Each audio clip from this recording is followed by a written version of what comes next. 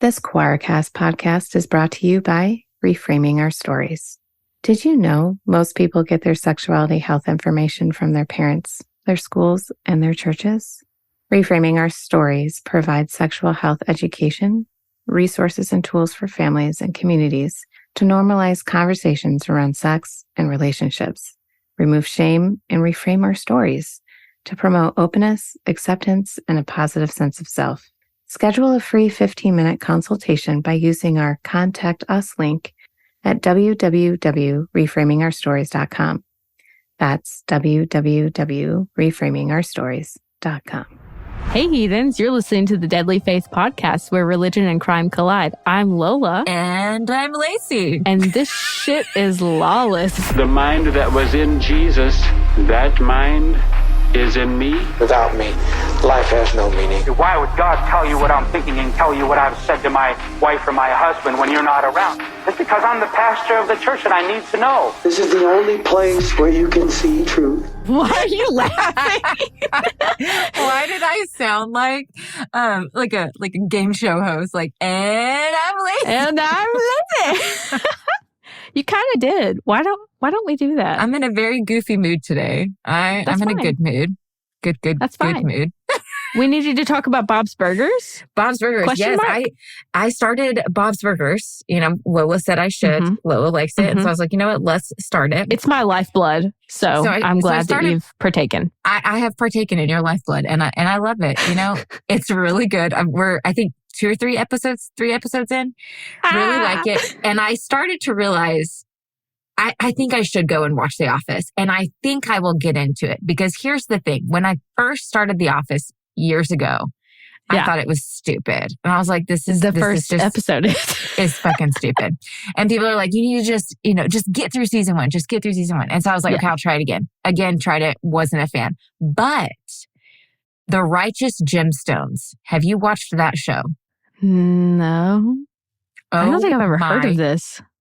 Oh my God. It is a hilarious comedy on like making fun of mega churches. And it is so stupid funny. It is like cringe funny. And I started that. Somebody had told me about it. And so I started it. I watched that. There's like, I think 3 seasons out and the 4th season is coming out next year. And it is fucking hilarious and also so stupid, so utterly stupid. But I love it. My husband's over there like, he can't decide if he likes it or hates it. He's on the fence on it, but he still watches it with me. And I thought, because of my trauma and like going through and deconstructing and everything, made me love The Righteous Gemstones. Holy shit, Lola! What? Oh fuck! Hold on. That is not a good sign for today's case. Lola is bleeding, guys, all out her nose. Go take care of yourself, and we'll be back in a moment. So I'm alive. Jot that down. Lola is alive. Her nose, she got that thing to stop bleeding very fast. She uses an ice pack, guys. It's like the most amazing thing ever. I learned that from her. Hack. And next time I need to try that because I don't get nosebleeds, but my oldest daughter does. And Lord have mercy, hers get really bad, especially in this time of year. So yeah. But yeah, all that to say that I think The Righteous Gemstones, like enjoying the comedy of the stupidity of that has kind of like made me end up liking shows like Bob's Burgers. And I was like, I might actually like The Office now. I should try it again. And you know what? So I'm such a sucker for anything 80s. Like, I'm an Eddie Munson slut. I love, I know he's not technically, like, his not character's in the 80s, okay? Yes. But like, we all love I love hair metal. I love the fashion, everything. Not really the politics of the 80s, but... Well, of course. What a time to be alive for, like, media and fashion, MTV and all that stuff. So, like... Bob's Burgers has a lot of 80s references. A lot of, like, classic 80s songs are, like, parodied in them. And there's just a lot of good references to, like, older actors in it. That's just really... It's so good and nostalgic. And it's, like, it itches that... Or it scratches that itch in my brain. It scratches that itch, which is impressive. And it might just be because you really like the 80s, but it impresses me that you like would know those references or know those like male or female actors and actresses and stuff from the 80s. Like that. Yeah. A lot of it's from like classic 80s films or music. But I mean, some of them I did have to like look up certain like people that they say. Like with comedians, I'm not a like comedy person. I wouldn't know necessarily. So like the old talk shows, I just never really got into. Yeah. So they'll make a reference to some of those or like scandals that happened. And I have to do some homework on that. But like Bob's Burgers, here's our plug of the day. Yeah, Bob's Burgers. Go watch some Bob's Burgers. Yeah, I was born in the 90s. Bob's Burger. My crotch itches. that line from episode 1, Scratchy line cook? Dying. It had me dying. My crotch is just, don't tell me that. Tell your mother. Let me see it. Let me see it. Lynn. Oh my God, you're all terrible. I am simultaneously Linda and Bob. Super happy and super depressed all the time. All at the same time. Yeah. Everything all of the time. Okay. Yep. Oh gosh. Okay, so that was my little caveat before we jump into today's case. But I'm so excited. Lola's presenting today, and this is a very interesting case that I almost completely ruined for her because she told me she was going to do Pazuzu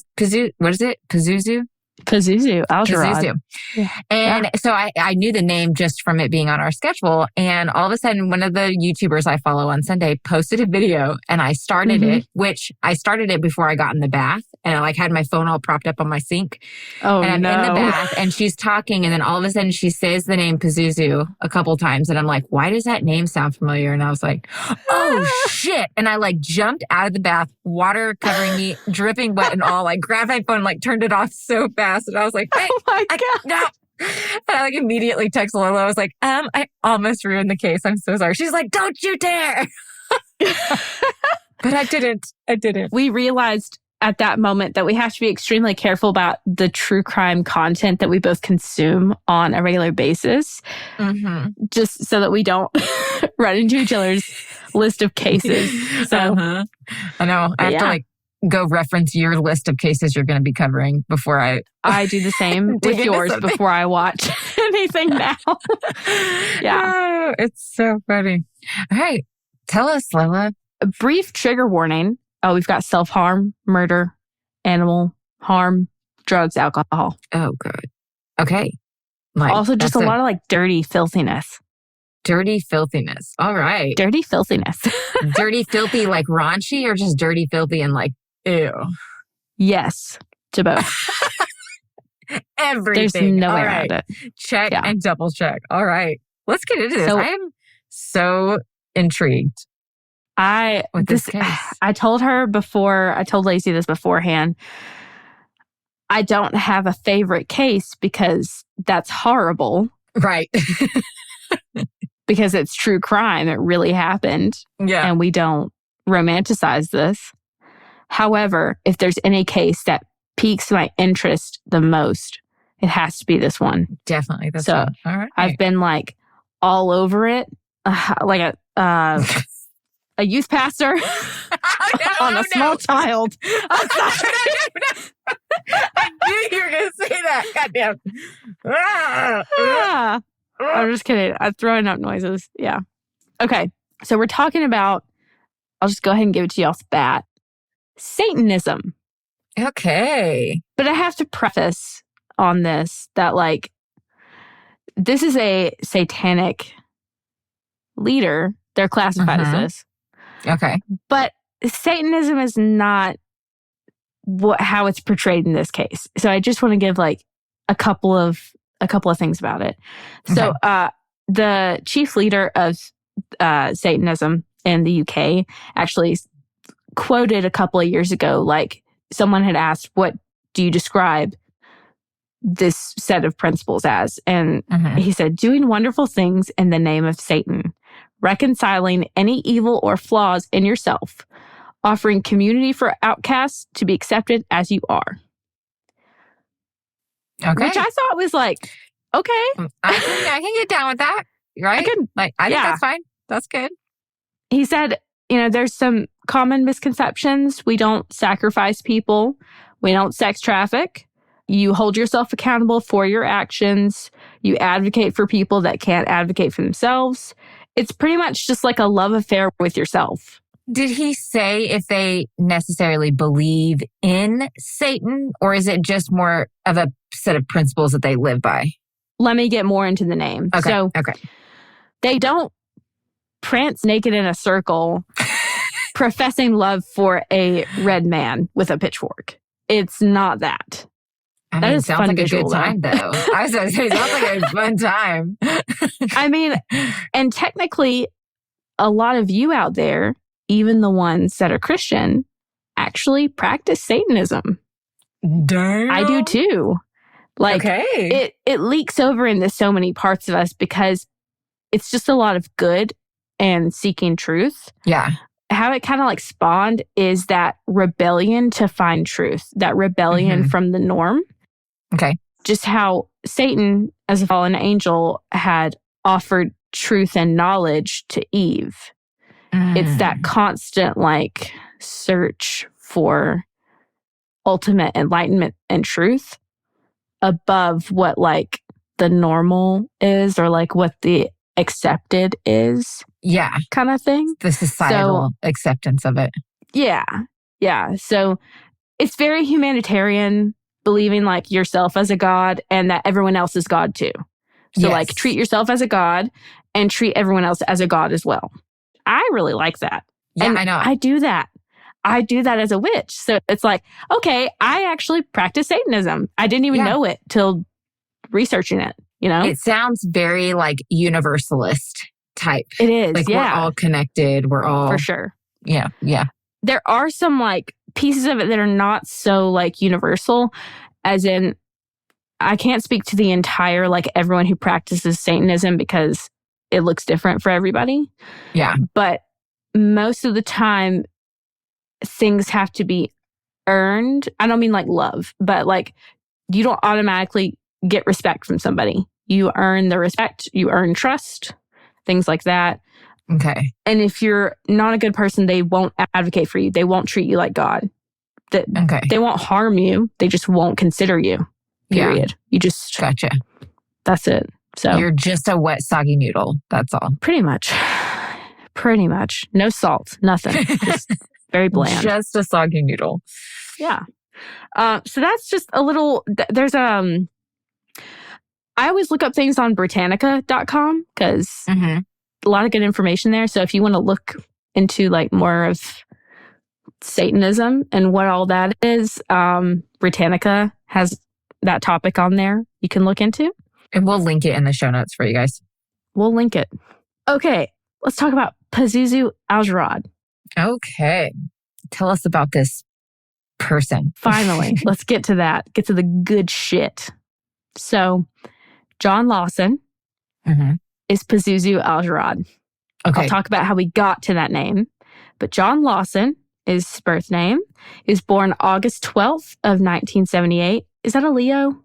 What was it? August what? August 12th? Yes, that'd be a Leo.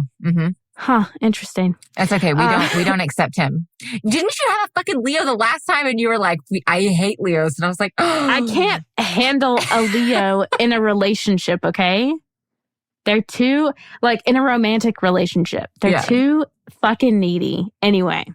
Well, you know, I will consent to that one. Yeah, we are.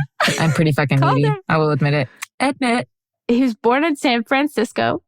His parents moved to North Carolina, but they got divorced. But Cynthia and John, they stayed in North Carolina in a place called Clemens, Winston-Salem.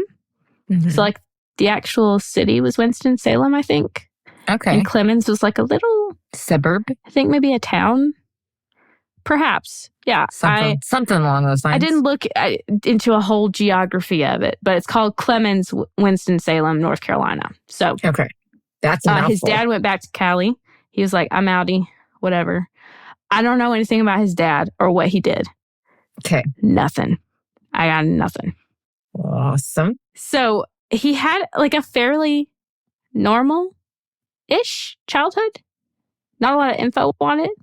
I do know that when he was like 7 or 8, he started to hit his mom and become like abusive. Normally you see traits like that with like hitting a parent as a toddler, learning boundaries of like what to do. Like if you need to hit something, sometimes your parent is there and you hit them. But, you know, that's the time to teach them. Yeah, my 4-year-old, like when she's really angry, like, or I'm trying to guide her into a room, she'll like try to get me off of her and she'll swing at me. My other 2 don't do that anymore. They've grown out of that. So at 7 or 8 to be doing that, that's a little odd. That's concerning. And it said like just general abuse. So I assume like verbal abuse as well, probably to his mother. So she actually put him in a mental hospital when he was around like 10 years old. He was diagnosed as agoraphobic, schizophrenic, he has manic depression and anxiety. And there were a couple other things. It was just like a conglomerate, like a whole grocery list of diagnoses. Yeah. And he was only like 10 at this time. Okay, what is agoraphobic? You don't want to be in public spaces with a lot of people, I think. Okay. Yeah. I keep thinking arachnophobia, and that's not right. What's wrong with me? There's so many. So she took him to a mental hospital. He stayed there for a bit. She actually continued like helping him with his mental health, paying for him to go for a while, I think up until he's 13 or 14, which is the crucial time in someone's life. It is. When they hit 13, 14. It is. It's the worst. It's just the worst. It was also said like in the documentation in his records got leaked. Unfortunately, his medical records got leaked. Oh no. So you can find those online. Maybe don't. Like after this all came out, I'm assuming is when it all got leaked. After his case came out and everything, they were trying to research more, and I think I have notes on it later. But okay, never mind. Pretty much his records got leaked, and they saw where it was said that he was supposed to be under constant supervision. Damn. Because of all this whole like list of things that were plaguing his mind, even from a young age. Yeah. So, you know, she, to her credit, was like trying to actively assist with this. Right. But then she could no longer afford it because we live in the United States and it's fucking expensive. Yeah. I'm assuming like maybe dad wasn't helping out as much around this time. Yeah. But she couldn't afford to help him at a certain point. I also read some things about her that she was a drinker and ran around with guys. Don't know how true this was after his dad left. Yeah. I'm not sure like exactly how much truth is in that, but I did read that in a couple of different places. So John started to claim weird things in his teenage life. He claimed he was from Iraq. He is very white. Let me just say this right off the bat. You can be white and also be from that area, but like... Your name's John. Yeah. And you're white. You're not from Iraq. I'm sorry. He said that his dad was a priest. Okay, he didn't have much contact with his dad at all, if any. So and his dad wasn't a priest. That's not true. He just claimed like a lot of weird things that just weren't true. And he was also starting to experiment with like drugs and alcohol, 14, 15, 16. It seems like very attention seeking. Say more. Okay. Say more. That's my little lizard brain was telling me. For sure. He also, unfortunately, started harming animals. God damn it. Leave the fucking animals alone, okay, guys? I don't know exactly what he did. I really don't want to know. So I don't care. I didn't look into it for you. There you go. That's enough. That's enough. So I got all this information too, obviously from a bunch of different articles, but also too, Vice has an incredible documentary about Pazuzu Algarad and has a lot of like firsthand witness accounts on there. Oh. So, and like the first person to ever report him on there. So we're going to link that in the show notes. I highly recommend checking out that. A lot of this information I did pull from there, but I didn't get it all. And there's a lot of good stuff from like his friends that he hung out with that I am not including in this right now. So go look at that for sure. To force you to go watch it. We did that on purpose. I got information from this documentary specifically on Carmen, I think Dube is how you say her last name. Okay. But this was his babysitter when he was young.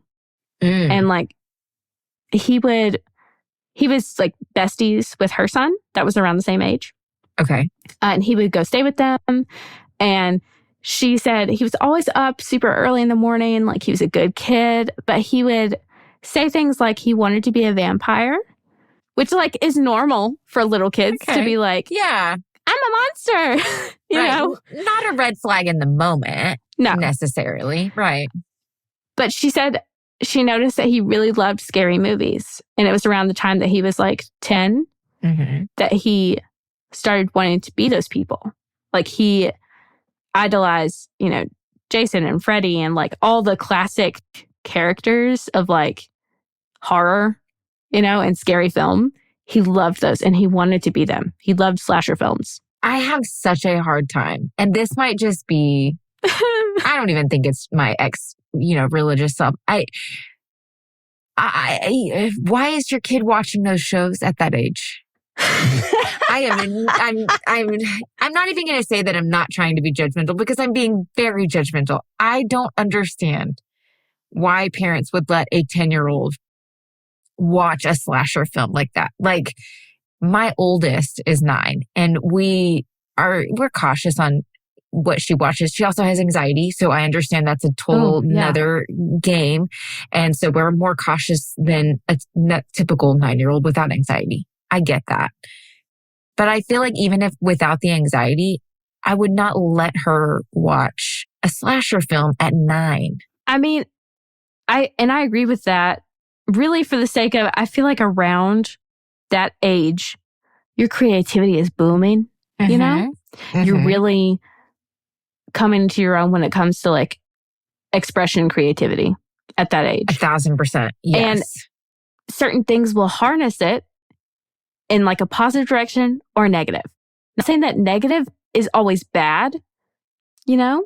Yeah. Like, emo music is awesome. But right, but exactly. Like, at the same time, kids are so impressionable. Exactly. They're like little sponges. And I'm not trying to be like the controlling parent or anything like that. I just... Consult with your doctor before. I just don't feel like that's too early. I don't. No, I think so too. I mean, and that kind of leads me back to, I don't know how well he was supervised, and I don't know if his mom was running around with other guys and maybe just not attentive to him. Yeah. Because maybe she didn't want him to watch that stuff. Yeah. But couldn't control it because she wasn't around. And maybe it's just like, I don't know. A kid left to his own devices is going to just watch and do whatever he wants. Yeah. So that makes sense. Whatever. He liked scary stuff. He did. He wanted to be all those scary people. So Cynthia is his mother. Okay. John's mother. She remarried a guy named Johnny James in 1998.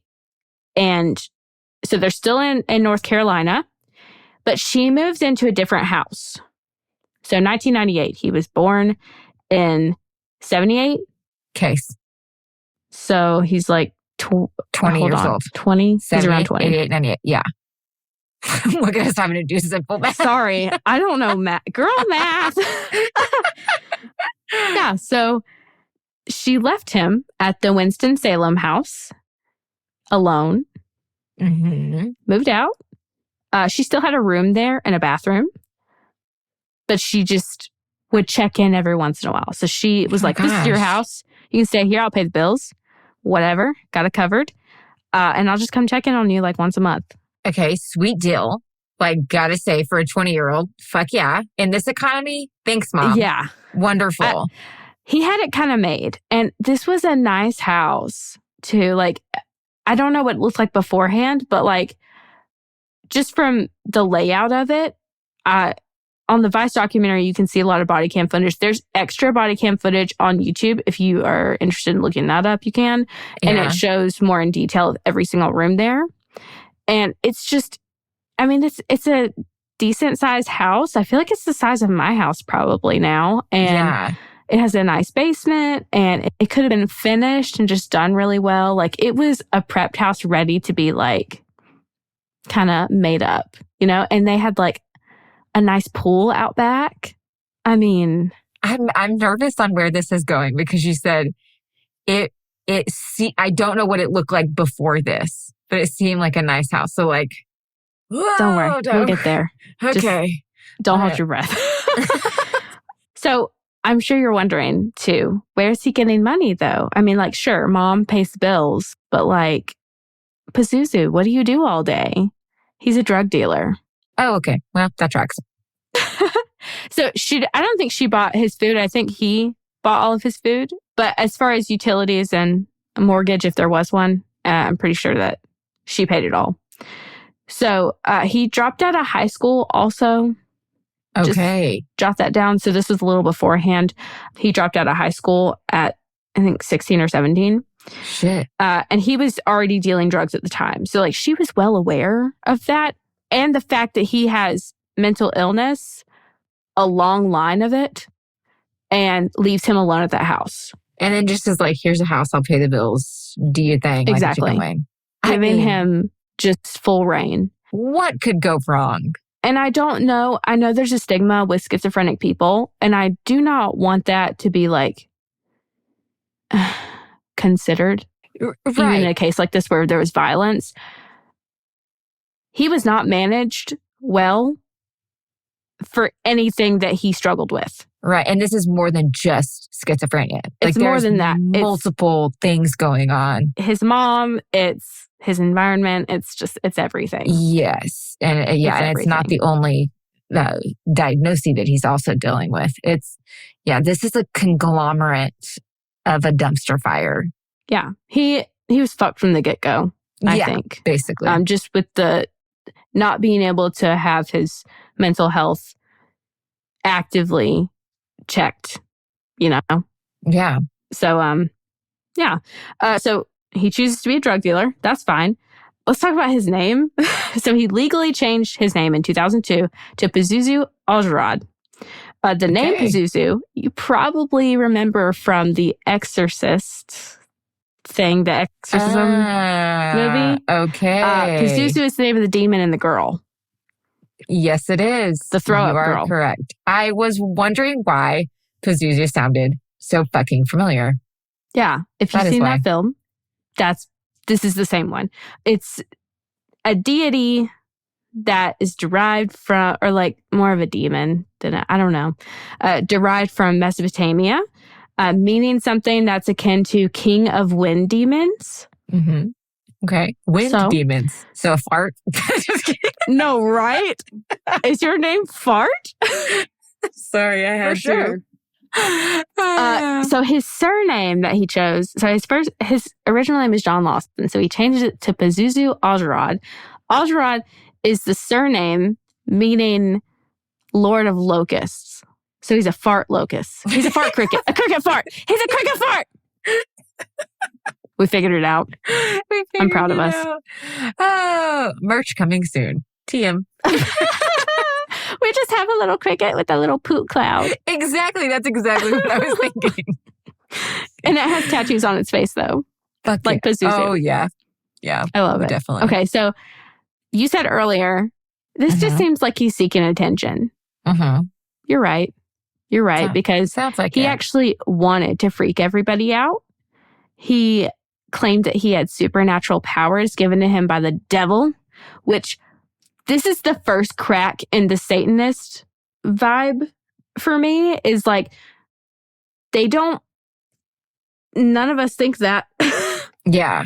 Nobody that practices any form of Satanism thinks that the devil, like, has contact with the devil or thinks the devil gives them information or powers. It's nothing like that. Yeah. It's not Christianity, but with Satan as the person of worship. It's not the same side of a different coin. It's completely two different coins. The name is so misleading, honestly. It really is. If you ever read the Satanic Bible, you'll really recognize that it has nothing to do with worshiping Satan. Mm-hmm. Yeah. And I don't know if the Satanic Temple is connected to Satanism, because I don't know either. I know the Satanic Temple, they do not believe in Satan as like a deity or as a as a god or the devil, whatever you want to call it. They don't believe in any of it. So it's more like atheism with some principles that they live by is basically, and that's coming from somebody who doesn't know a whole lot about it. So like do more research, but yeah, it's very, very misleading. For sure. So let me just describe how he looks. And I know I've sent you images. So at this time, if you'd like to take a peek at that. So not to scare anybody and not to judge him, but there was a kind of a jump scare when you see his face for the first time. It's a little bit. He just looks angry too. Like he doesn't look happy. So it's hard to find a picture of him where he looks like genuinely not out of his mind on drugs. Mm-hmm. I mean, he dabbled with drugs as a kid. It followed him, Okay. Unfortunately. Real quick, before you describe his face, I kind of am putting the timeline together in my head. Did he start doing drugs around the time where his mom stopped helping him with like all of that his 13 to 14 therapies age and stuff? Yeah. Yeah. And also, if she's able to afford 2 homes and pay for all of that, say more. Why is she not using that to? I just feel like this is lazy parenting, and that kind of makes me really mad. Like I don't know what crimes we're about to get into. I don't know what the fuck he does, but I feel bad for the person right now. Like with the mom leaving in that moment, I feel bad for him because it feels like he just needed help. Mm-hmm. And his dad left, and then his mom left. Exactly, and so I feel bad for younger Pazuzu. I'm going to be honest. I blame Cynthia for a lot of things. Mm-hmm. But I don't blame her for getting remarried and getting the second house. He was 20 by the time she got remarried. Mm-hmm. Okay. At that time, I mean, she was marrying a guy. I don't know if he had money or not. So like maybe this was already his house. Okay. Kind of thing. That maybe he was taking care of her and she wasn't contributing. I'm not sure. Right. You're right. She could have offered to help, but he's 20. So unless he's willing to at that point, it's kind of like. I doubt that he would be willing to be like, yeah, put me in the hospital. And with him being under the influence, he probably definitely wasn't into the whole like getting better. Yeah. So. Okay. I take back what I said. Never mind. It's hard, and we don't know all the details. Cynthia hasn't really been super vocal about it. I think she's definitely ashamed of the whole thing. She was never charged with anything. Even though I think she should have been. Anyway. Well, shit. All right. Tell us more. Let me tell you what he looks like now. So his face is tattooed. He's got long dreadlocks. He shaved his head at a certain point in time, but he had like just long matted dreadlock hair for a while. He wore dark eye makeup. He always looked dirty. Like he just always looked like he had dirt and grime on him. He filed his teeth down to points with one of those nail Dremels. All right. That just sounds painful. Oh, yeah. Yeah. Yeah, no, thank you. He pierced himself almost everywhere. He gave himself a Prince. Is it called a Prince Harry? What? Is it Prince Harry? I know about the Jacob's Ladder. I don't know what a Prince Harry is. Is it the Jacob's? Is it a Prince Harry? I don't know. Let's just keep going because I'm going to embarrass myself with how stupid. Okay. I don't know if he pierced his ball sack or his penis, but I wouldn't put it past him. Okay. Also, his tattoos on his face. I am not against people tattooing their face. You want to tattoo your face? Tattoo your face. Just please go to a tattoo artist who knows what the fuck they're doing. Like he was doing a lot of stick and pokes. Oh, well, who was doing it? Because like you can still get a good stick and poke. That's true. It's hard. This looks like a Sharpie. But yeah. This looks like a Sharpie. For sure. His tattoos are not well done. He doesn't have a lot of money and his friends are doing this. And he's also, you get a tattoo done while you're under the influence, you bleed a lot. True. You don't retain the ink as well. You make very poor decisions. Yeah. So whatever. Yeah. Okay. He would cut himself. Unfortunately, he would burn himself. He was often, high or under the influence. He listened to black or death metal at unsafe levels, which I'm a headbanging person. I love hardcore music, but we all know to wear earplugs. Right. When we go to concerts, you see safety first. You see everyone in the pit has got some earplugs in. So he wanted people to be afraid of him and to notice him. Mm-hmm. I mean, he liked being an outcast. He thrived on it, and he liked people that were just on the outskirts of society, which, hey, I do too. Which is, I told Laci this beforehand. I'm going to be honest. 17-year-old Lola would have fallen for this man. No lie. You're so, not you and yourself, but like we as a society, anybody at the age of 17, I'm sorry, 99% of us are fucking stupid and we're making very bad decisions. So true. Yeah. And those bad boys, they had a way of just like wrapping us in. Why? I don't fucking know. Somebody needs to do some research on it because bad boys have good girls in a chokehold since the beginning of time. I know. Why? Always. Why? What is the psychology behind it? I need to know more. It's the snake and Eve. God damn it. It really is. Shit. Yeah. Oh, man. So, I said at the beginning that this case is lawless, that this shit is lawless. It's because they were drawn, like all of these people that were on the outskirts of society, these outcasts and these people that were rejected, they were drawn to him, and he lived in a lawless land. So yeah, he lived in Winston-Salem, where there's laws, obviously, and there's law enforcement. But in his house, there was no rule. Nothing. No, nothing. Just no a free rules. For all. And like his friends in the Vice documentary talk a lot more about it. He's got 2 really close friends that talk about it. They're not friends with him anymore, obviously. You can't be. He's dead. But oh, he's dead? I'll get to it. But yeah, he's dead. Okay. Damn. I actually remember when he died.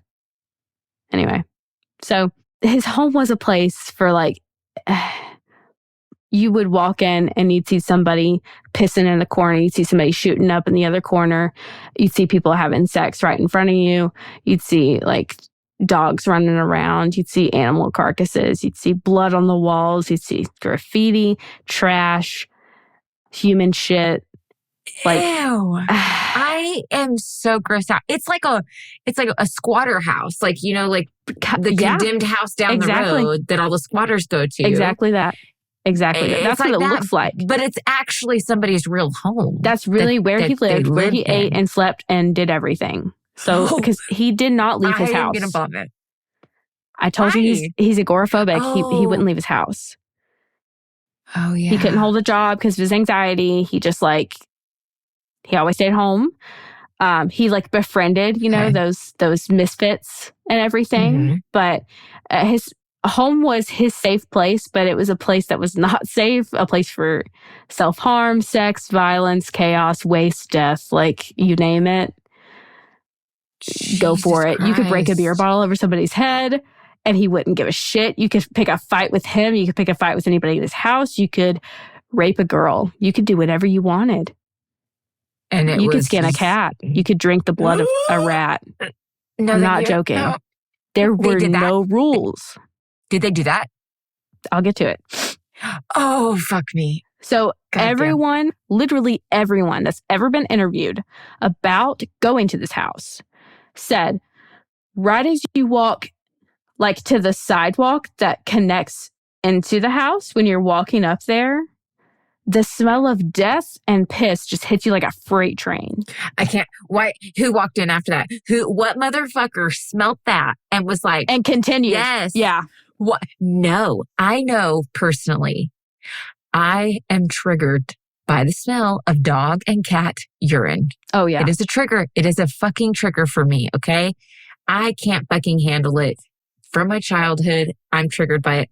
I still don't understand how anybody, even without having a trigger like I do, could just sit in that, because it is the foulest smell. It is not normal pee, okay? And when it sits there, it gets worse. It was it ferments? It like ferments. And I'm sure it wasn't just human feces. I'm sure it was animal feces and piss everywhere. And that is, I just can't. It was human too. I can't. Human shit. He didn't have a toilet. He didn't have a fucking toilet. He had 2 toilets. Why aren't you shitting in a fucking toilet? Drugs make you do weird things. I can't. Say more. And I'm okay. I will say this. I've never done drugs. Okay. So I have no idea. I understand that it's an addiction, and I have so much sympathy for people that are fighting that battle. I get that. It is just not something I'll ever be able to understand because it's not something I have a lived experience with. And it overwhelms me. I can't do that.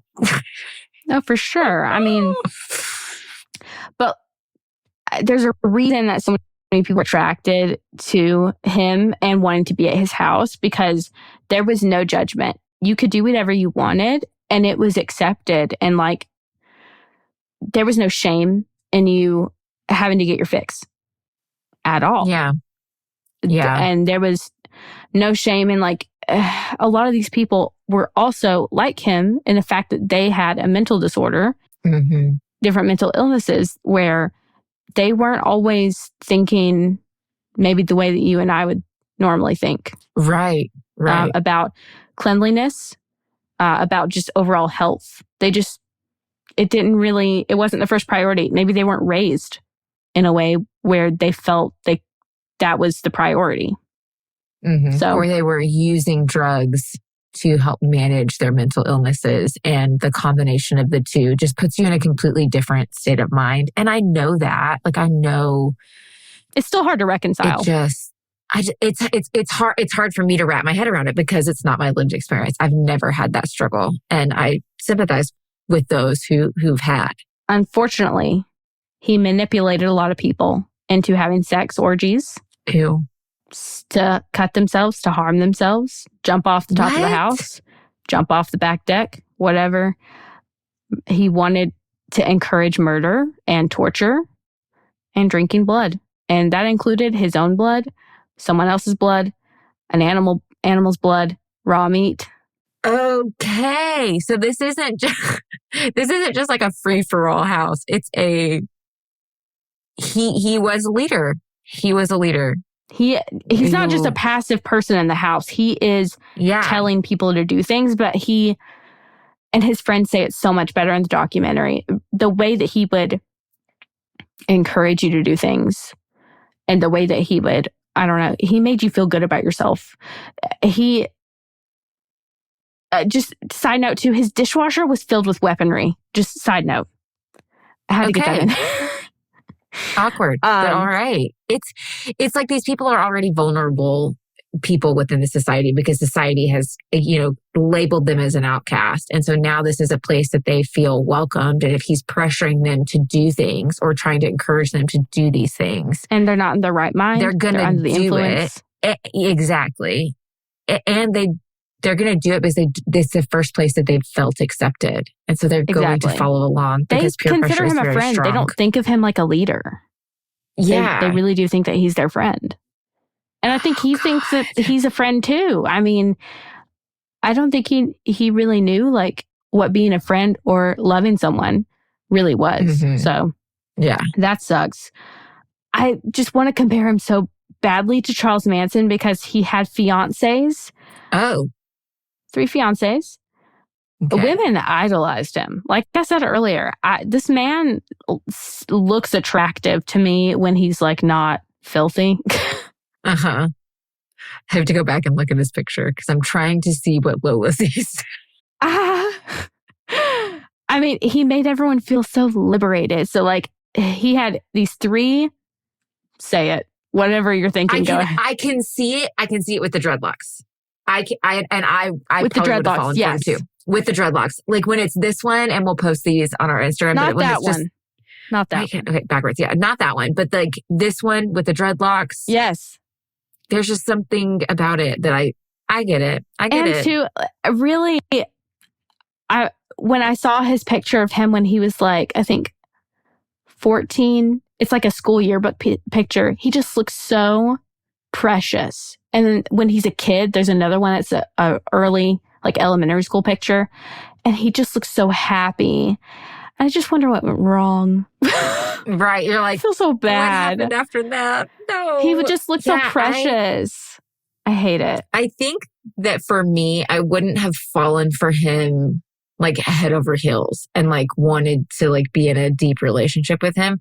But I think I would have like wanted to take a ride on the carousel. I would have wanted to fix him. I think I would have been like, there ain't no hope, but it looks like a fun ride for once. But then why are you pointing with a lighter? You're giving Pazuzu vibes. Because he also set things on fire too. Well, shit. Okay, I'm not trying to be like him. I think I would have like, oh, that looks like a fun ride. Except, actually, I would have never seen him because he didn't leave his house. And the moment I walked up to his house, I would have smelled that one. I would have ran away. I'd have been like, oh, hell no, I'm out. No, yeah. I think if I had ever like been near his house, I would have been like, fuck this. But like if I had ran into him at something, maybe I would have, wanted to hang out with him. But I digress. That's a bad idea.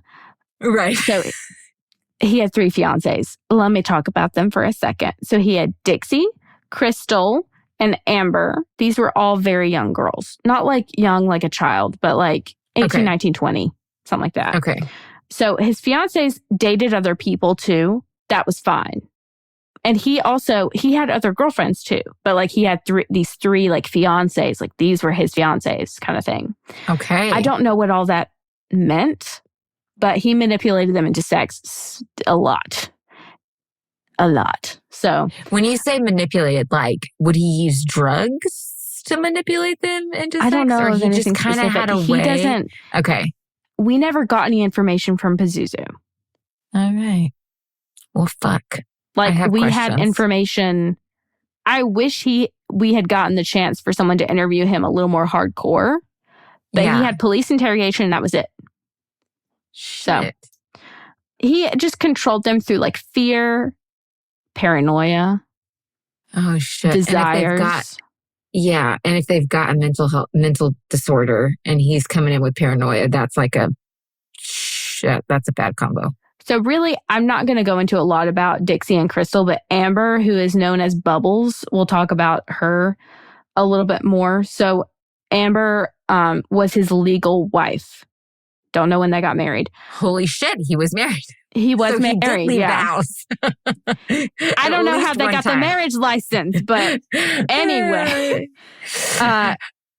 Amber would tell friends about like their rituals they did, like killing animals, drinking the animal blood, drinking each other's blood, stuff like that.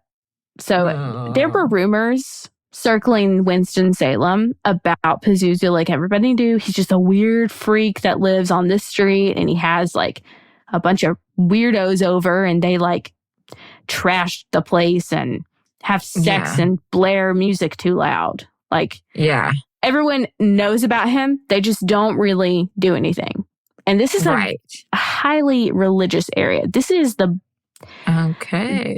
Bible Belt. This is the people are conservative. They are Christian. They are Republican. Family values, all of the things. Pazuzu is like some legend that like lives up on the hill, like a witch in the house. And it's like all the kids are like, but no one ever peeks behind the curtain too much. Right. Kind of thing. Nobody like called police about like being too loud at night or anything like that. Not that I'm aware of. Jesus Christ. That's shocking, honestly. So, I told you he would persuade people and he was like a proponent of encouraging torture and murder. Mm-hmm. He fantasized about hurting people and he wanted a legion of people to murder. And he was open about this. Like he would tell his friends, I want you to kill for me. I want you to kill people. God damn. He actually had a friend that was stationed in Iraq and he called him just to ask, have you killed people? How many people have you killed? What was it like to kill somebody? No, he did not. Not to check in and be like, hey, bud, how you holding up? Yeah. No, he called to see, how many people have you killed? Yeah. He also bragged that he had bodies in his basement that he covered in cat litter and bleach to keep the smell down. I'm sorry. What? Same. What? Gross. And nobody was like, scary. Let me check that. Like, no. Maybe this isn't a good. Oh my God. He's just like this local legend, you know? And they just, and you know, back to the whole attention seeking. It's kind of like you see misfits and like, right. They talk a big game because they want to be heard and they want to be loved and they want to be accepted kind of thing. You know, I mean, I was one of them. I understand. And we've heard this in so many other cases of like where they brag about things that actually end up becoming true or were true. But people say, oh, I didn't think they were being serious. I thought they were joking, or I thought they were just wanting attention, or I thought they were lying, you know. Oh, God. Yeah. They're not lying. Just believe it the first time around. Just believe it. It's never a mannequin and they're never joking, okay? Things to live by. Put that on the t-shirt. God, okay. He would brag about killing homeless people, stabbing and shooting people. He would joke about that all the time. He told friends specifically, if you see somebody come out of the basement, make sure they don't leave this house. What? Mic drop.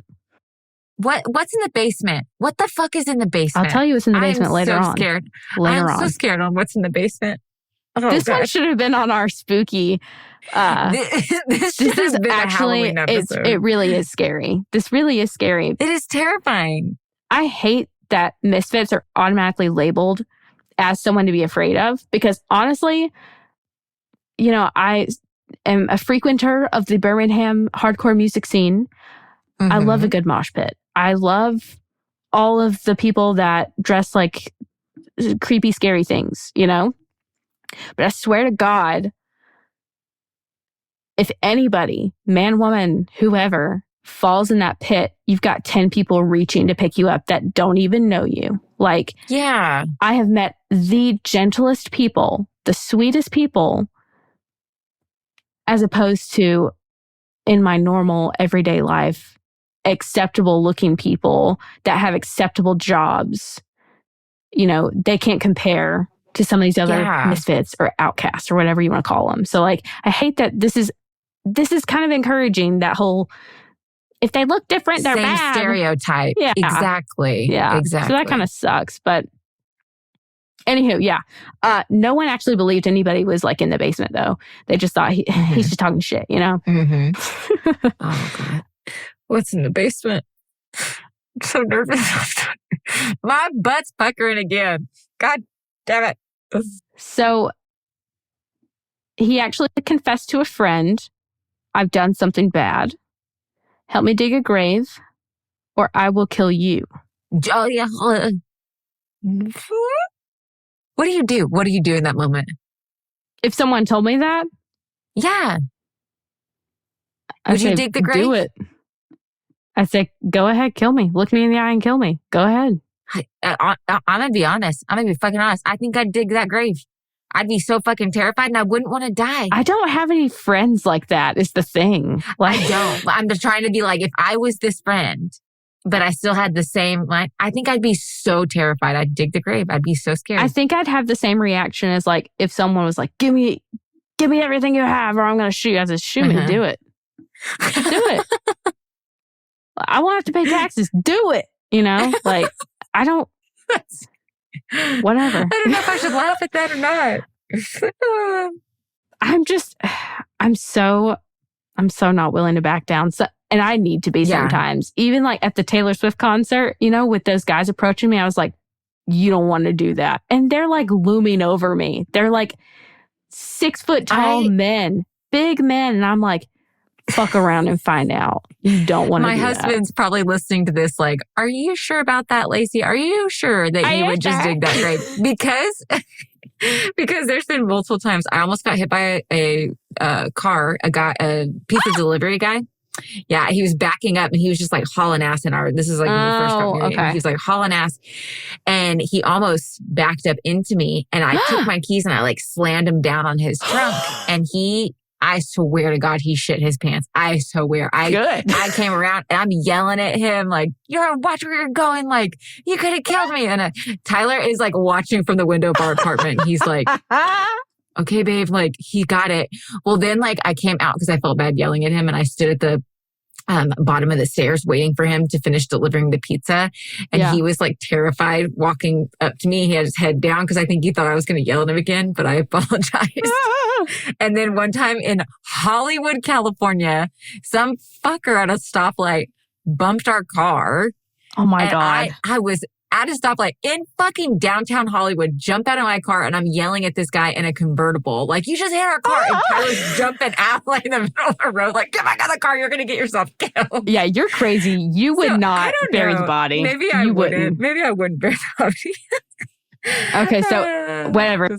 He tells his friend, you've got to help me with this. His friend helps him with it. And he forced 2 of his fiancées to assist in the burial. One of them I know for sure was Amber. And he asked them to take photos of the burial. No. And like digging of the grave. No, they did not. One of the fiancés, not Amber, told a close friend about having to bury the body because she was traumatized by it. And she showed the photos to this friend and said, this happened, because he was like, nah, it didn't happen. What is happening? That's not real. It happened. And so after she told that friend that she told, he talks about it on the Vice documentary. He went and filed an anonymous police report and he didn't mention her name at all. He legit was like, pictures or it didn't happen. And she's like, pictures, motherfucker. I tell you. I mean, people obeyed him. They obeyed Pazuzu. He must have been super scary. I just like to have to bury a body and then like act like nothing happened. Yeah. Right. Let's talk about who was buried. Yeah. Who is this mystery body? I'm having to go about this like in kind of a weird way for how this all played out, but okay. Josh Wetzler was the person that was buried at this time, I believe. He was an outcast, but he was a loved person. He's very passionate, very committed, just a wholesome dude. He's from Virginia, and he wanted to like train and rehabilitate horses. Him and his fiance at the time had like bought a piece of land, you know, like, and they were gonna. That is the most wholesome thing I've ever heard. Is it not? Like, it really is. They got married. They bought this piece of land with this whole like idea in mind, but they got pregnant. They had some money issues. Things started to just kind of like fall apart there. They fell behind on their mortgage payments. And actually in 2008, they lost the farm that they bought. And after the foreclosure, their relationship just kind of deteriorated. And he started selling weed and shrooms. And she left with their child because she just didn't want to be involved in that kind of thing. Josh is not to blame. She's not to blame. Kid's not to blame. Just a hard situation. I was just about to say, I understand everybody's decision in that. Like, I understand taking the kid and not wanting them to be around that, but I understand also being in like hard times and like you got to be able to make money, and so you like resort to selling. It was 2008. Like nobody was hiring. That was like, that was a horrible fucking time. Horrible. See, like, I mean, it was hard, and he was still taking care of his responsibility with his son.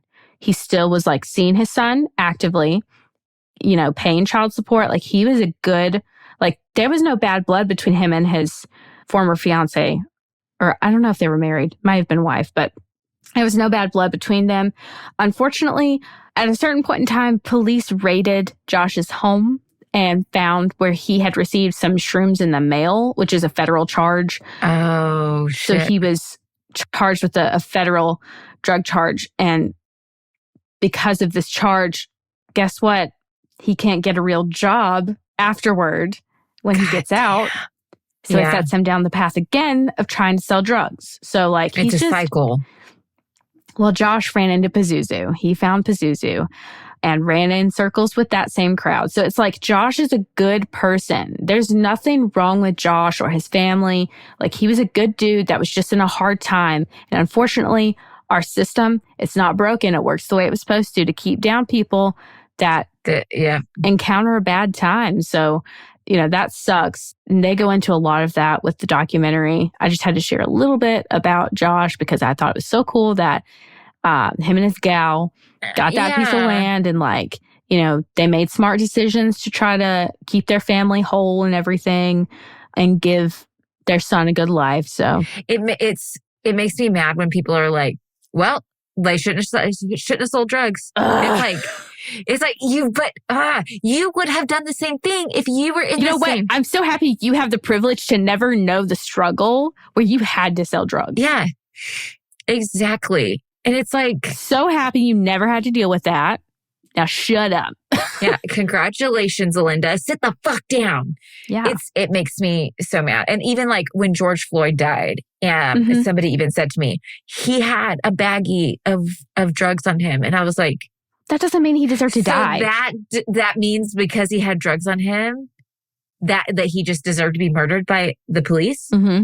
It was like a sanctioned murder. Or manhandled the way that he was. Exactly. Like, do you hear what you're saying? Drugs do not justify somebody's whole life being destroyed or them being murdered. Okay? No. Be a little more fucking empathetic. Okay? Sorry. Anyways, that was Say more. That was my Ain't little that rant. just the way? Go off, sister. Josh stopped contacting his ex-partner and his son in 2009. That's when he was last seen, was 2009. Unfortunately, she was under the impression, she didn't fully believe this, that he was just going no contact. But, he was in a hard time, had just gotten out of jail and everything. So she was like, maybe he's just going no contact with us. Maybe this is it. He's just stepping out of our son's life. Yeah. So she never filed a missing person report. Oh, no. So that kind of sucks. Not her fault. Definitely not her fault. No, I can understand. But then he wasn't contacting his family on birthdays and holidays and stuff like that. And it's that doesn't work. It's not his normal behavior, I'm sure. Not at all. Not at all. So turns out that police actually found his car with the keys in it months beforehand. Before he was stopped contacting people. What? Or I'm sorry, the way I said that was misleading. So yes, he had stopped contacting people, but it wasn't super evident that this was an issue. Until that this wasn't just later. a 1 or 2 time thing. But once it had progressed so long, months earlier in the timeline, police had found the car with the keys in it, and they did not alert his family or his ex-partner. They didn't tell anybody. Gosh. I don't know where the car went. Yeah, they didn't tell his family, the ex-partner, nobody. Didn't tell anybody what was happening.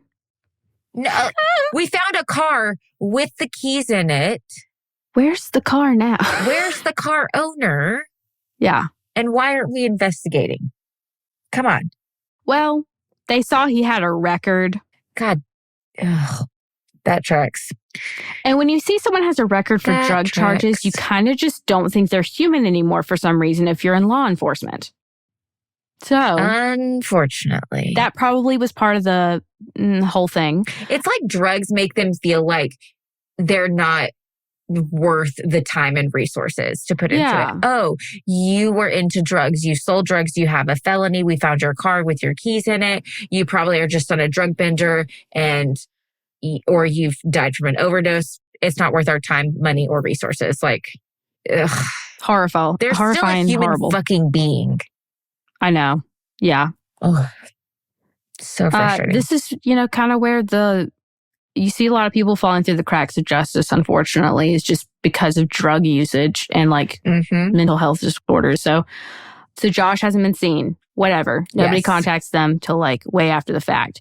So an acquaintance of Pazuzu, not a friend, she was just a friend of a friend, visited his home one time and was told by Pazuzu or his fiance that they kept Josh in the basement They had starved him for several days, cut off his arms and legs and penis, and shot him 6 times and buried him.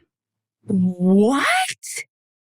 Also, this same acquaintance went back to the house, which, by the way, I just have to like high five this person super hard, handshake, everything, because she went back after knowing all this, went back there and recorded the confessions of Pazuzu's close friends, admitting that they knew about the murders, and she handed the tape over to law enforcement.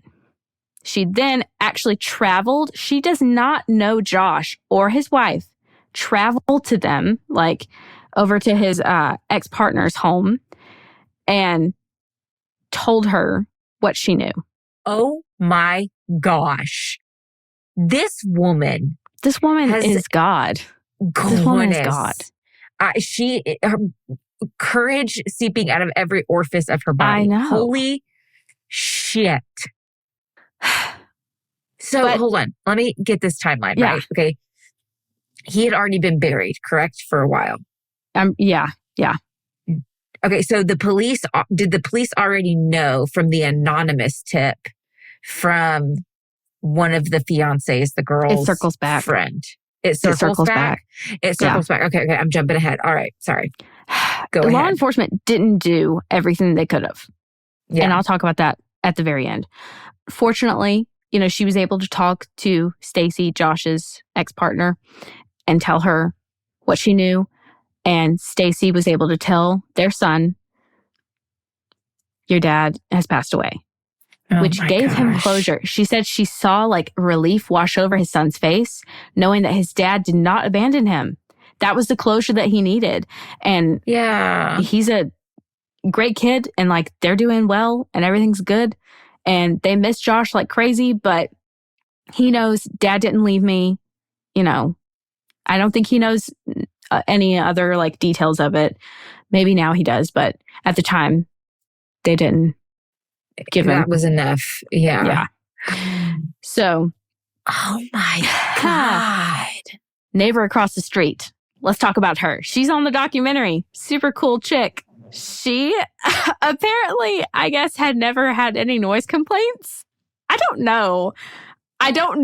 Maybe she did, and it was never like brought to light necessarily, but she was the first to report his crimes. So obviously that girl handed in the tape, but that's just other people talking about like, oh yeah, we know about the murder, or here's what happened. It's all he said, she said. It's not from Pazuzu's mouth. So they have that. They're keeping it close to the chest. Cool. But they don't have anything else. And also they have a lot of rumors and tips coming in. One of them being that dude that saw the photos, the anonymous tip. But if you're anonymous, they can't really do a whole lot because they can't talk to you and they don't know like how to contact you. So exactly. They can't vet your story. Pazuzu's neighbor, I forgot her name, her father, and Pazuzu's mom, Cynthia, you forgot about her, she's back, figured out a body had been buried. Okay. I think Cynthia saw something in the yard and was like, hey, sir, neighbor friend, can you come look over here with me? So they figured it out. And he immediately went to his daughter and said, you need to call the police. Like, this is not the vibe. So they called the police. So law enforcement approached Pazuzu's house and confronted him about all the rumors and requested to search the house.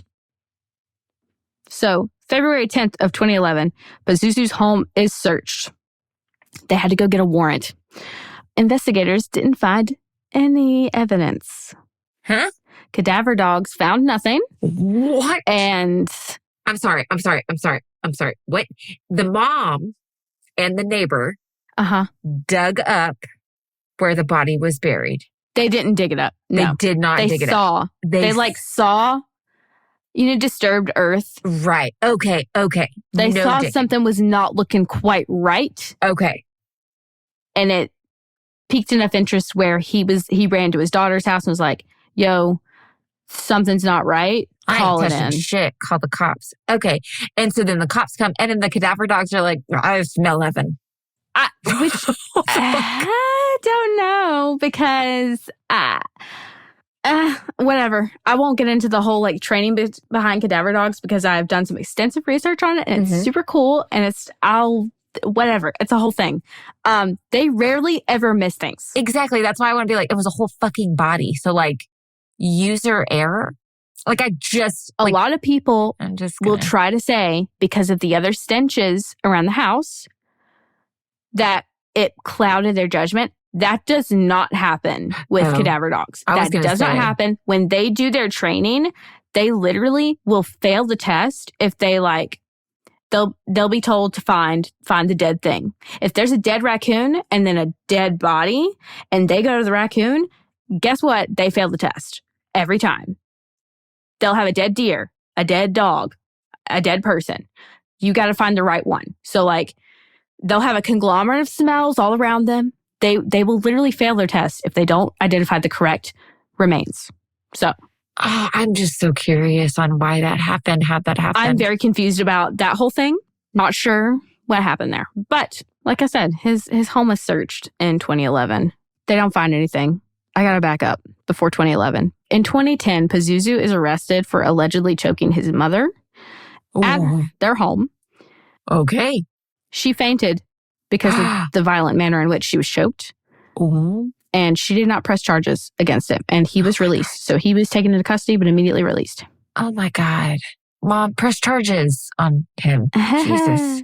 Fast forward to 2011. That's when the search is and everything. Okay. The same year, 2011, Pazuzu and a dude named Nicholas Reezy are arrested in connection with the murder of Joseph Chandler. Now, in the Vice documentary, you will hear from Joseph's mom, super cool lady. She shows some photos of him. I can't find any on the internet with a simple Google search, which is super stupid because Joseph definitely needed to be talked about more. So, Joseph Chandler, what I know is he was 30 years old when he was murdered. He was legally blind. He was shot to death, unfortunately.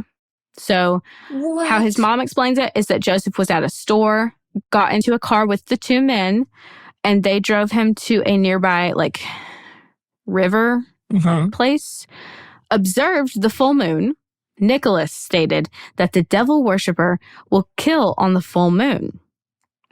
Nicholas tried to shoot Joseph with a gun, but the gun jammed, so he went back to his car, retrieved a different gun, then shot him in the head and claimed it was an accident. Obviously, none of this held up in court, so in 2011, later on, Nicholas pled guilty to involuntary manslaughter and was given 13 months in prison. Since Pazuzu was not the person to fire the gun, he was charged with accessory to murder. He underwent psychiatric evaluations prior to his trial, and his records went public, as I had stated earlier on. This is when they went public. This was the time in which his records were released, and that's when you saw his like whole list of illnesses, specific things he had said, like his desires to kill and commit suicide, and horrible things like that. Oh God! Also, in this like psychiatric eval, they asked him, no, this is the one from when he was an adult. They asked him, like, what do you practice for your religion? And he said, Sumerianism. Sumerian? Don't know how to say it. Whatever. That? It's made up. Good news is it's made up. Nobody practices this. Like, and if you do, go away. So it's Satanism and Islam smashed together. No. It's all to scare people. Now, remember... Oh my gosh. 2001, we talked about a case, 9/11, that had to do with a specific religion that came from... Islam.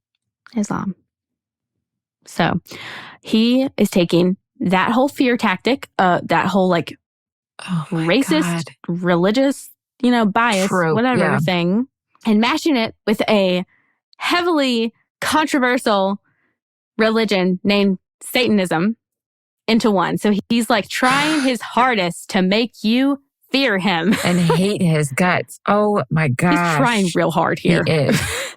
Jeez. So his mom also like testified during this whole like murder trial that she felt like she was afraid that he was going to kill himself or hurt other people if he didn't get to perform his religious sacrifices and rituals. Huh? So it's like, Cynthia, where have you been? What has been happening? You have some responsibility in this. You're not taking accountability and like... She actually said that. This is happening in your house. She actually said that. So to me, in my opinion, correct me if I'm wrong, it means that she knew that he was making some kind of blood sacrifices within the home that she allowed him to stay in and that she paid for. I have more. We're getting to it. Oh, goddamn. Okay. I'm not done, Cynthia. I'm not done. Ooh. So, just to kind of wrap up with Joseph Chandler, rest in peace, rest in power. Unfortunately, Pazuzu's sentence was suspended based on his mental health. He only got 5 years of probation. Welcome to America's justice system. That's all I have to say. Unfortunately. But fortunately, his home got quiet for a bit. Okay. Not so much happening around the house. No crazy like partying happening like normal. Tips are pouring in again. And with the arrests and like the thing with his mom. Yeah. One of the tips that came from, the dude that had said he knew about the body and the anonymous tip. Yeah, the anonymous tip. Yeah. That one was starting to stick out more. Oh, gee. I wonder why. Starting to. What? But the tapes, guys, have we omitted the tapes? It took how long for all of this to connect? And oh my God. Okay. Yeah. In 2014, a second search is done of Pazuzu's house, uncovering horrendous things. Horrible things. You said 2016? 2014. 2014. Okay. Jeez. 2014. God. You can see it in the body cam footage. I don't know how to, and you know what? The cops even say it too in all the different interviews. They're like, there's no way to put this into words. And I don't know how to describe it to like give you the full picture without you seeing the inside. There's a certain room called the altar room. This is where they would sacrifice things like animals. There's animal carcasses literally everywhere. No! There's trash everywhere. There's shit. There's piss. There's bottles, there's glass, there's needles, there's there's no way to put this into a way that will give you a visual representation that's accurate. We will obviously link, we'll have some photos. Yeah, and we'll link we'll have some photos. The footage, the body cam footage in the show notes so you can go look at that as well. For sure. Yes.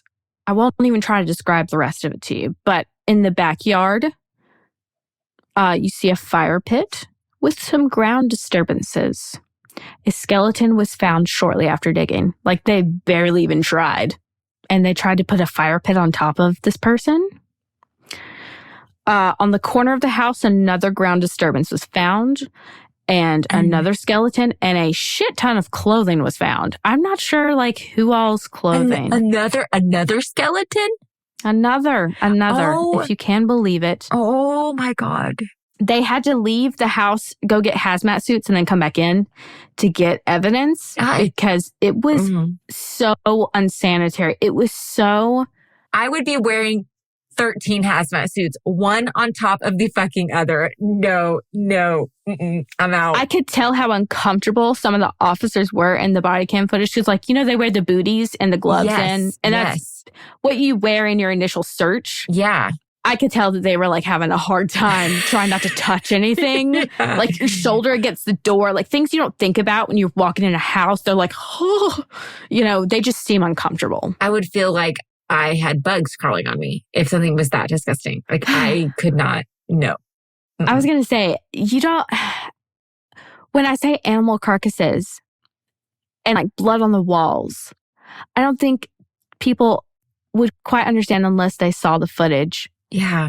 And know what comes with that like maggots and disgusting bugs and cockroaches flies and gnats and I can't. All of the things that help us decompose the world are in Pazuzu's house. So the bodies that were there were identified of Josh Wetzler. Okay. We knew about him. And Tommy Welch.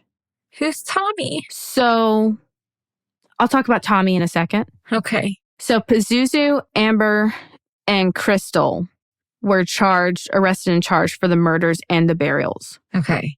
His followers say that there were more bodies. They say that there were more murders. And I mean, for how much he bragged and the fact that there was some truth to some of it. Yeah. Who's to say there's not truth to all of it? Jesus. Maybe he did shoot and stab all these other people that like he bragged about for so long.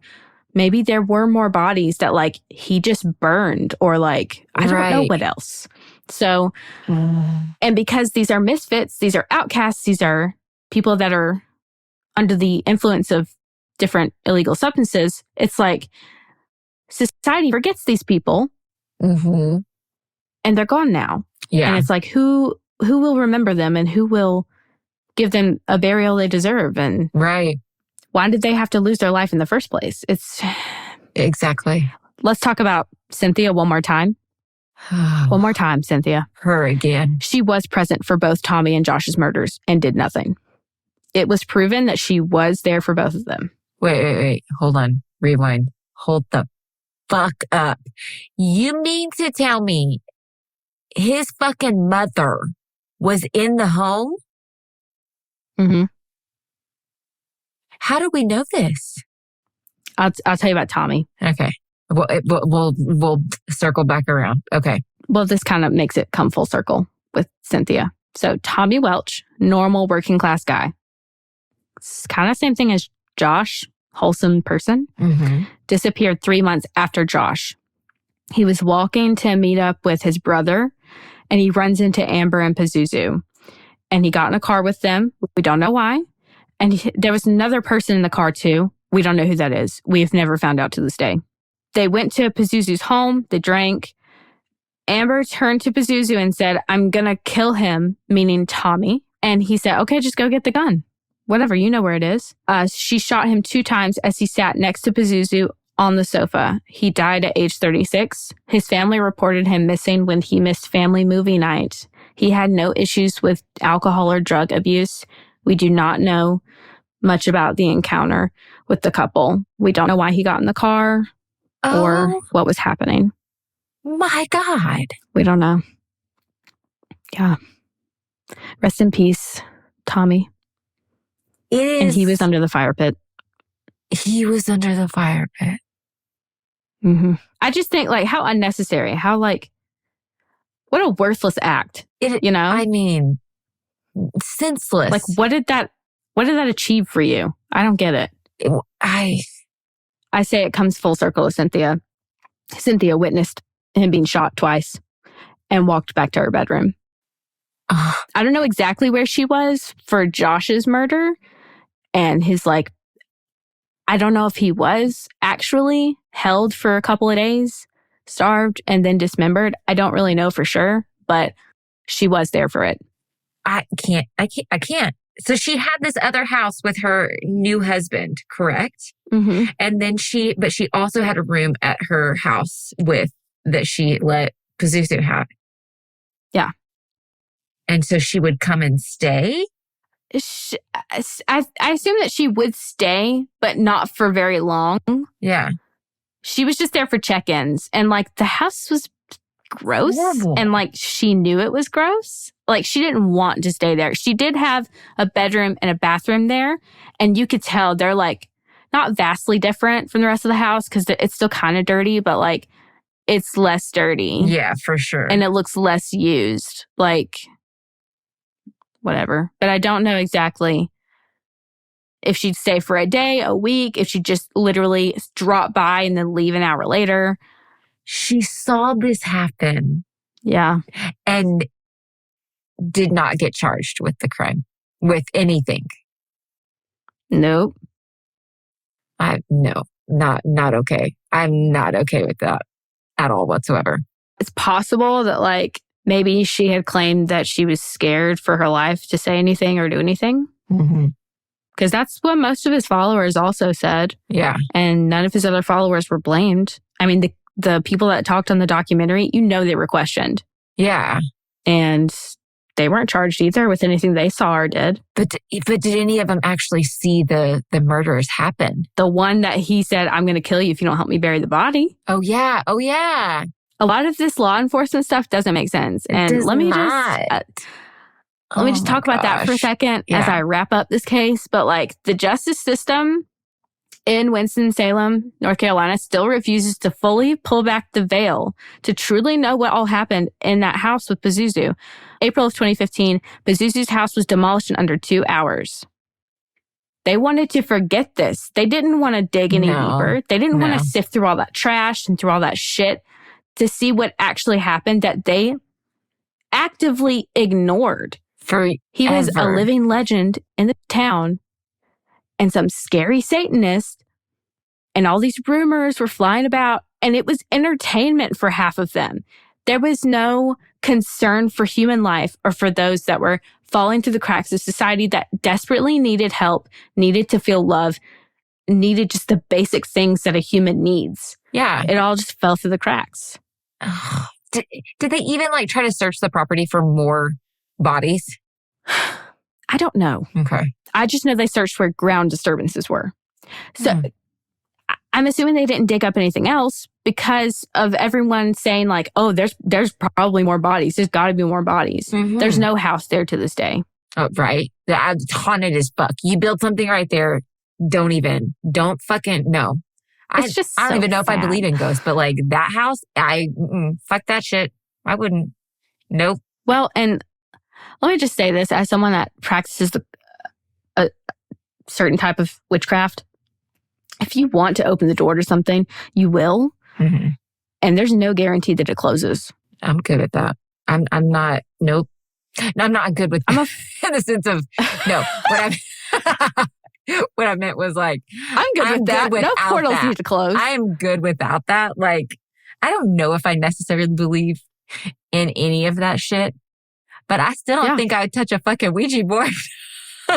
I mean, whatever energy that you want to provoke, that's what you'll bring to light, you know? That doesn't mean if you think about something evil that suddenly evil's going to transpire. It's nothing like that. But like, if you desire evil things, if you desire darkness and you desire death, it's going to find you, kind of thing. So I feel like the whole place is probably a portal right now. Yeah, don't even. Hopefully someone has blessed it. Right. So you want to hear what happened to Pazuzu? Yeah, you said he's dead. How'd he die? So like I said, he was arrested, and like him, Crystal, and Amber, or Bubbles, whatever, they were all charged with the murders and the burials. October 28th of 2015, Pazuzu was in custody awaiting trial and was found at 3 a.m. in Central Prison in Raleigh, North Carolina, unresponsive, and was sent to the medic immediately. There was a wound that was found on his arm. The autopsy revealed he used an instrument that is unknown. No one has found it. No one knows what it was. To cut himself to cause his death. So he bled out. I call bullshit. Not that he didn't kill himself. He did kill himself. But this is a mystery. Bullshit that they don't know the instrument. It's a mystery for sure. And like me and Andrew like tried so hard to figure this out. We went back and forth for a long time on this. So other inmates had testified to seeing him trying to bite his arm. His teeth were filed down, but like, let me tell you guys, it wasn't like when you think about, those fake vampire teeth that had the actual points on them. He could not get it down to this. Okay. That's not what happened. It filed down. You'll see it in the photos. Like there's some of him smiling where you can see, but it wasn't like razor sharp teeth. Yeah. Kind of thing. So ruling out teeth. I mean, he could hurt himself with his teeth. They said that they would see him trying to bite his arms furiously, especially on full moons. And he had been trying to commit suicide. He was also left alone in his cell several times after they knew that he was suicidal. Oh my gosh. He did bleed to death due to that arm wound, and his wife, Amber Birch, was sentenced to 30 to 40 years in prison in 2017, so she'll get out. Oh my girl gosh. math. I don't know, 2060s, 40, something like that. It was 2017, you said? And she was sentenced to 30 years. So 2047, if she's not paroled earlier. Yeah, I don't think she will be, but I hope not. Whatever. Jesus Christ. That's all I have for the case. So you don't think, what I meant by like, I call bullshit is I'm wondering if they like, they're just saying, oh, we didn't find it, when in reality, they knew exactly what it was. And no, I think they would have loved to feed into the narrative like, he's so crazy, he killed himself, like he's so crazy, you know? But the fact is that like, if he had killed himself, if he had genuinely, it would be there. Yeah. It would be there. And like, there are pictures of the cell he was in. It's an 8x10 cell.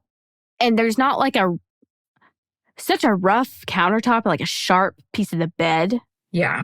Where you could do that. And there's also like, you can see the autopsy, like, diagram of where the wound was and everything. And like, that'd be such an awkward place to try to cut yourself, to be honest. It's like right at the ditch on your arm. Oh.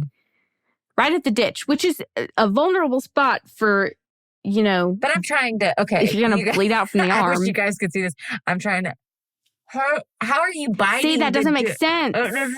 I mean, possible, yes. But like to try to bite that crease, like, unless he's it's hard to do. Fucking flexible, which I'm pretty flexible. And that's awkward as hell, man. So I don't see why they would have any reason to hide the instrument. I don't think this is a government cover up, because if you're going to cover up anything, it would be the house and the things in the house and the bodies that are still there. It would not be the fact that some guy that they label as a crazy Satanist, you know, killed himself. Like that wouldn't be such a shocker kind of thing. My thought is more of somehow he got a hold of an instrument and used it to kill himself. And then that would look bad on the for them not finding the like thing. Well, it would look bad on the prison for like if he got a hold of something he wasn't supposed to have, and like how did he get a hold of it? So then it would make them look bad. So then they're like, we found nothing. We have no idea how. I can see that too. I just feel like that wouldn't be as like that. I feel like that happens so. Not to say it's right, but that happens so often in prison. It really is. Like it happens so much. I feel like it's hard to come by different pieces of fire, but like it's possible. So how do you think he killed himself? I don't know. I stumped her. I've got nothing besides the teeth, or maybe scraping himself like over and over on the metal bed. That's what I was thinking, is maybe something on the bed. Nothing else really would make sense with them saying that they didn't find anything. Yeah. So I don't know. It does bother me to not actually know for certain. And there wasn't any cameras in the cell, right? You know, so why do you think he did it? Why do you think he killed himself instead of going through trial? And because that's so much attention on him, and that's all he's ever wanted is so much attention. I have an opinion, but I don't know. This is the thing that still stumps me about him. The whole like, I understand. I don't know a lot about agoraphobia. And what all that means to different people that suffer with it. Mm-hmm. But it's like, you constantly want the attention of the public, but you don't want the public around you. And I think with him, with his anxiety, I think he knew he couldn't handle it in prison if he was going to be in Gen Pop. I don't think he would have been in Gen Pop, at least for a while. Yeah, but I don't think so either. I don't really know if he was afraid of the trial. Yeah. I think he was afraid of after the trial. I because agree. there was I agree. No way. He didn't have the type of money that was going to save him. No. And he knew it. You know, like there was no way of getting out of it. I don't think he even would have wanted to get out of it. Yeah. Because his mom said he needed to perform the sacrifices and rituals. Like, I was afraid for him to not do things because he just like thought he was going to kill or hurt himself kind of thing. That's fucking crazy. I just don't really know what was going through his mind. It's still like, there's so much about it that's still a mystery to me. And that's what still, I mean, I encountered this case years ago and it's always piqued my interest, but like I still have so many questions about it. Right. There's so much that's left unresolved. Like Tommy, Josh, I don't understand why they did what they did to him. I don't understand anything. Morbidly having the desire to torture somebody. And yeah, that's so fucked up. And it wasn't any of his freaky friends. Yeah. You know, it wasn't anybody that was like his close, I don't know, like someone that hung out at the house a whole lot, that came there all the time for a fix. Somebody he was super familiar with. Somebody that just happened to wrong place, wrong time encounter him. Man. So and like we don't know about Josh's, like, we just know he went missing and went no contact with everybody. Yeah. You know, we don't know exactly like how he met Pazuzu or like all the things surrounding why he felt like it was a good idea to hurt or kill Josh. Yeah. And with the blind guy, Joseph Chandler, like, what? Why? This case is fucking me up, man. There's no rhyme or reason there's no reason for any of this ever, for any case, but it's just, God, when I sit here and think, he was in that basement. He was in that basement, and how long was he in that basement, and what did he have to go through? That fucks me up. That's what I hate thinking about, is like anybody suffering for any more than a second. Yeah, right. I hate to think about that. Even the second shot that went through Tommy, I don't know which one killed him. Yeah. But just thinking about possibly him having to feel the pain of the shots, you know? Yeah, I can't. And same thing with Joseph. I mean, the whole thing was just lawless and fucked up. And also lawless. Yeah. and shitty and gross. It's so filthy. It's so filthy. I can't. Oh my God, take a shower. Eat a breath mint. Wipe your goddamn ass. Jesus Christ. I bet they had some crusty asses. Men that don't wash their ass are the lowest vibration. Yeah. I mean, for certain. Dead as a doornail. I can't. Oh, I'm so gross. There's no like closure to this. There's no closure in this case. That's the sucky thing about it. And maybe it'll come out that like maybe they will excavate that land. I hope so. Maybe they'll find something different. Because if there are more bodies, those families need closure. That is so not fair. They may not even know that person ran into Pazuzu. They may think they just disappeared and like OD'd. And okay, he's killing all these animals.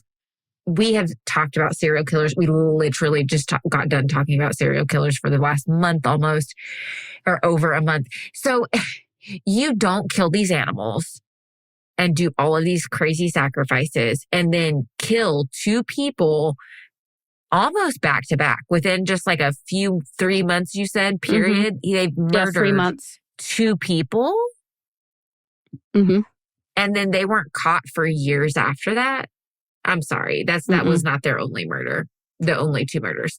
I wouldn't believe it. And we're not even taking into account victims that were sexually assaulted in that house, people that were maimed in that house, tortured, whatever. We're not trying to help any of these people. And I feel like that's one of the worst injustices to this whole thing is it's people on the outskirts of society, the misfits. Yeah. That you actively don't want to accept, that need acceptance so bad and just need someone to help them, to just help them. Exactly. It's sickening. And it hits a little bit close to home, not because I'm anything like a misfit the way that I guess used to be, but I think about all my friends that I was much more privileged than the rest of my friends in high school that like didn't have parents and didn't have like they worked from like 13, 14 years old. to feed themselves, you know, and they had no choice. Fell in with drugs and fell in with other things because they didn't have their basic human needs met, you know? So, and this is not accurate to Satanism at all. No, like, not at all. This is not what Satanists do. They don't do anything. Just like we give the caveat for even extreme Christian cases that we cover. This is not an example or a reflection on Christianity as a whole. Same thing with, you know, Muslims. Is it Islam? What's the religion called? Well, yeah, Islam is what the religion is, and title of the religion is, and if you practice it, you would be considered a Muslim. Correct. Okay. Yeah. So that same, like, it is not a reflection. Just like all of those, this is not a reflection of all people who practice just like Satanism. A weird, loopy way of trying to really be out there, really try to invoke violence and chaos and anarchy and I would want a scientist to dissect his brain. I know that's probably not like... I wonder where his brain is. I wonder where he is. I don't know, and I really don't care. I just would want a scientist to really I wish they had more interviews with him. I wish they had like recorded him. Yeah. It would have... That was the thing. Like, he had just been put into custody, you know, like he hadn't been there very long. And usually these interviews with cases like this, they're the ones you see online and stuff, they're over multiple days, weeks, months. And, you know, so yeah, that would be interesting to see all and of normally that. It's after the trial, too. Yeah. Because they can't, normally their lawyer will be like, don't talk to anybody. Right. Unless they just decide to like do a plea deal. And then they do a confession or whatever. But, well, all righty there, Lola. That one, you fucked me up with that one. Jesus Christ. You got me all fucked up. Up. God damn. All right. That's the case of Pazuzu Algarad, formerly known as John Lawson. Rest in peace, John Lawson. Rest in privacy, Pazuzu. Yeah, I just don't even. Please, if you good. come back, if you ever level up, please get some help.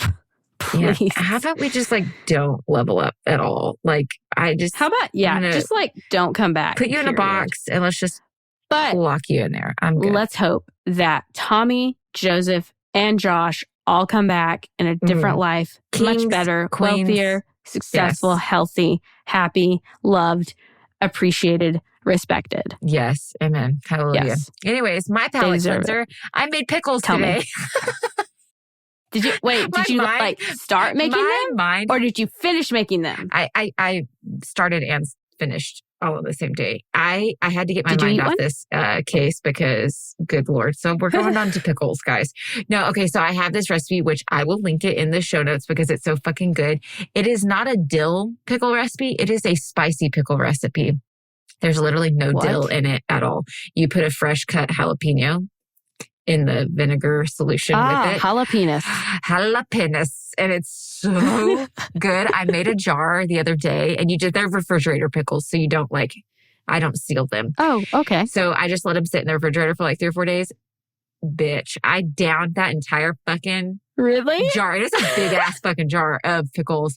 I ate them and it took me a few days because they're spicy and they get spicier as time goes on. But they were so good. I literally went to the store today just to buy pickling cucumbers and I made 3 more jars. I'm so excited. So I'm ready for the next 3 days to pass so I can fucking devour them. They're so good. I don't think I'll ever buy store pickles again. I didn't realize how easy it was to just make your own fucking pickles. So it's so easy. Yeah. As long as I can find good cucumbers to make pickles, then I'm not even going to buy them anymore because I am a pickle snob, and the pickles that I buy from the store are like $6 goddamn for a tub, and I'm sorry. Oh my god!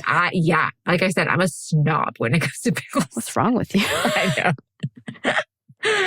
I'm not that snobby about pickle. I get the Aldi pickles because I primarily shop at Aldi because that's what I can afford. Yeah. Aldi and Dollar Tree. My favorite fucking pickles. What is this that you're doing with your fingers? I don't know. I don't know. She said, my favorite. My favorite. I'm doing a puppet. I don't know why. One of my favorite pickles from growing up, it's called Best Made, is the brand. And they're from Texas. They're the cheapest fucking pickles you can buy. They are so cheap. They are sour as fuck. And they're just the best all around pickle. Oh, you like a real tangy pickle. Oh, I like That's it. That's what she said. I like it to knock me on my ass. I love That's what she pickles. said. Hallelujah. All right. What's your palate cleanser there, Lola? Well, here's one thing. I purchased for myself 2 mushroom sweaters, and they came in the mail today. And they're very cute. Little mushroom sweaters. I love mushrooms. They're so cool. Cute. And I got some, I have a really hard time shopping for clothes because of my eating disorder and body dysmorphia. Yeah. So I got some jeans, which jean shopping is my absolute nemesis. Just, yeah. It's a bitch. Mortal enemy. Yeah, I totally get you. But these pants actually fit me. I feel actually confident in them. Good. They make me feel very brave and like... Love it. They compliment my body because there's nothing wrong with anybody's body. It's just the clothes that are wrong. Yeah, so if the clothes don't fit you right, it's just the clothes' fault. Get some different clothes. Clothes. And women's clothing sizes, I just want to strangle them. I have an array of sizes. Okay. Wait, I have to tell you guys one thing that I found. Do it. So at the thrift store, I found some Arizona, like JCPenney brand, high-waisted pants. They were a size 5. This was probably like 3 years ago, and the pants looked to be about 2 years old. So we're talking like maybe 5 or 6 years old kind of jeans. I found another pair. I went to JCPenney, Arizona brand, looking for some jeans. Found some that are size 5. They are so small. Completely different. Like, Andrew held them up with me because I was like, this doesn't make sense. We held them up. I am a size 13 in the Arizona jeans at JCPenney now. What? But they match. Like the size 13 and the size 5, the old pants, they completely match in length and width and everything. That's the same thing. The numbers changed. It's stupid. It's absolutely stupid. It literally, I'm a different size in every brand. And I'm pretty sure every woman out there is. It's so stupid. My husband. I never know my size. He is a 34-30. 34. No. We're giving all our sizes today. Yeah. That motherfucker's been the same size our entire marriage. We've been married almost 12 years. And I'm like, I fucking hate you. I can go to the store and pick any pair of pants and they're going to fit him. And I'm like, I hate you. That is. No. Yeah. If any of our pals out there know of any fashion brands that are like nice to women and like accurate in any way, shout it out, please. Because I swear to God, I'm struggling. Because men, it's so easy. They just like have the same numbers and everything. Do you like American Eagle jeans? I do. I have one pair. I really like. They're my favorite. That's all I wear is American Eagle. I have like one or two pair of Old Navy, but they're so expensive, and I'm a cheap ass bitch. I know. So they hold up really well, though. Yeah, I buy them. I buy them from like Plato's Closet or like the secondhand stores. Yeah. My last pair I bought from my friend in Texas. She was like posting a whole bunch for clothes, and I was like, "Bitch, is that a size? Such an American Eagle?" She was like, "Yep," and I was like, "Send it my way. I will." That will fit me, and because I American Eagle. I know that no matter what it is, 9 out of 10 times it's going to fit me as long as it's the same size. And they're forgiving. They're stretch. That's good. Okay. Well, now we have one solid brand that we think. I like American Eagle. I do. I also like their stuff a lot too. I feel like it holds up. It may be a little more pricey, but like it holds up in quality. It does. We're not sponsored. We are not sponsored at all. We're not sponsored by American Eagle. But American Eagle, if you want to sponsor us. I know. Reach out to us. Hop in. Deadly Faith. Not the Deadly Faith Podcast. Deadly Faith Podcast at gmail.com, please. Yeah. All right. Well, I guess that's all for now. Yeah, that's all for today. That was the case. Good job, Lola. I'm going to go have nightmares. I'm going to go watch a Bob's Burgers because this palate cleanser was not enough because this guy is a fucking psycho. Anyways, he's dead. So anything you guys want, we'll link it in the show notes. But yeah. Teehee. Anyways, we'll see you guys next time. Drink some water. Don't be a dick. Don't join the cults. Please don't. Don't go murder people. All right. Just do better. Also, heathens, if you're enjoying the show so far, please remember to subscribe on whatever platform you listen to us on and leave us a review, because if you don't, we will haunt you in your dreams. And whoever it is that left us that 1-star review, you're definitely getting haunted in your dreams tonight, all right? Daily Faith is brought to you by Choircast Network. It's produced by Laci Bean and Lola Robbins and audio engineered by Eric Howe. Thanks for listening.